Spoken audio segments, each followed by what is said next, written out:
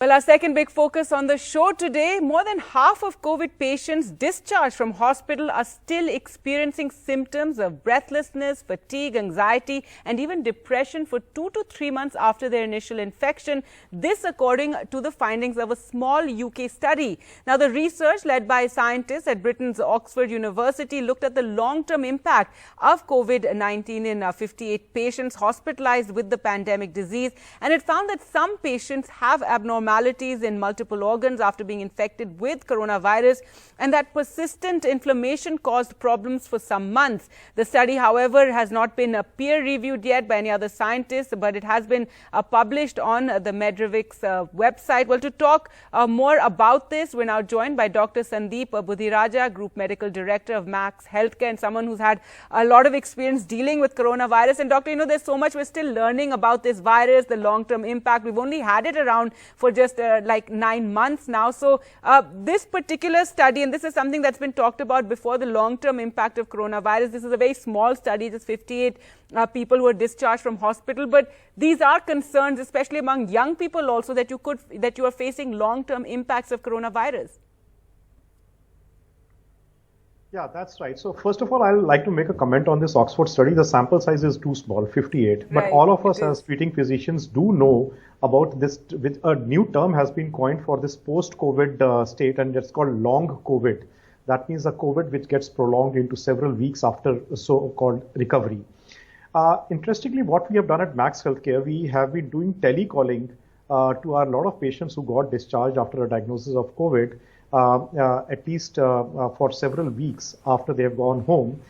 We have surveyed over 1,000 such cases and tried to do a very structured questionnaire telecalling on what are the main symptoms.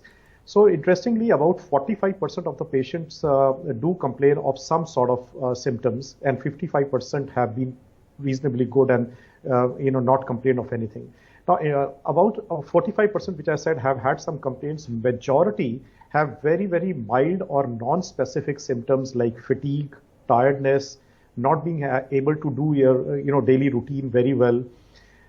They have a subjective feeling of breathlessness, not really breathless or the saturations going down, but the typical phrase they use is, we feel it difficult to take a deep breath. This is something which we see very, very commonly in especially middle-aged and elderly people. Very, very few people have really had the need to come back to the hospital because their symptoms warranted them to get examined by a doctor.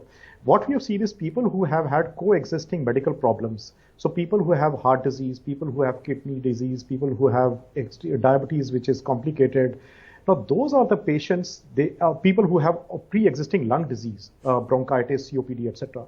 But these are the group of patients who are more prone, more vulnerable to get some long-term, maybe, I would like to use word permanent at this stage, but some clear long-term residual problems in these organs. Elderly people with dementia, memory losses.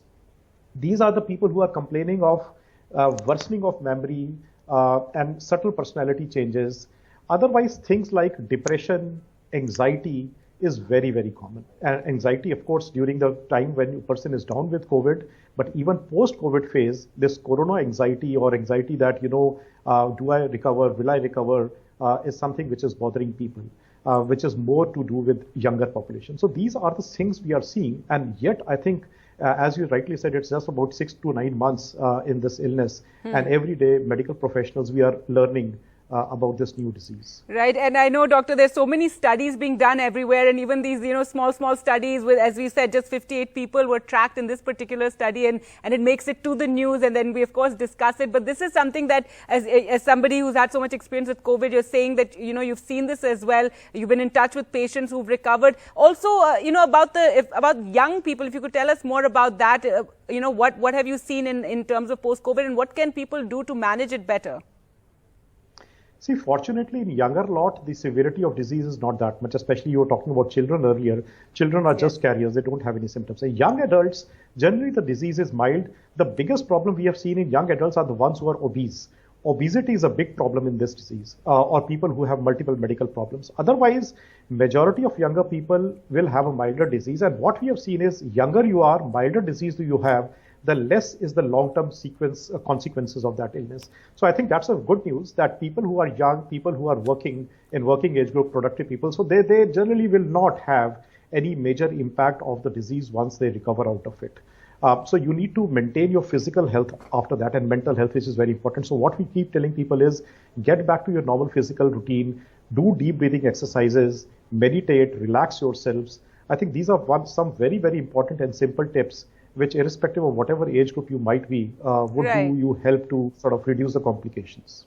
All right. Thank you so much, Dr. Sandeep Buddhiraja, for speaking to us here about this particular issue.